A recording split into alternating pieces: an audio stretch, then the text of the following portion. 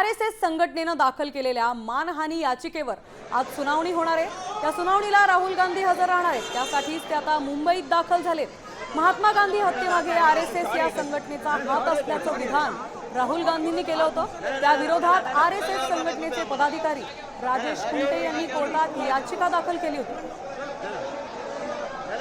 आता राहुल गांधी मुंबईत दाखल झाले, भिवंडीच्या दिशेने रवानाही झाले। कोर्टाबाहेरचा बंदोबस्त आपण बघतोय, मोठ्या प्रमाणात इथे पोलीस बंदोबस्तही तैनात।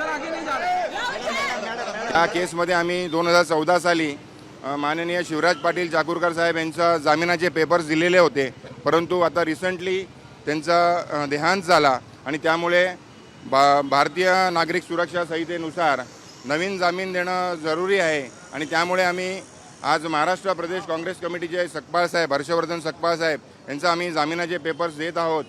आणि राहुलजींना येणं यासाठी जरुरी आहे की त्यांना त्या शुअरिटी बॉन्डवर त्यांचा पर्सनल बॉन्ड पण देणं गरजेचं आहे। त्यामुळे ते न्यायालयाच्या आदेशानुसार आज कोर्टामध्ये हजर राहत आहे आणि आम्हाला ज्युडिशियल सिस्टमवर पूर्ण विश्वास आहे।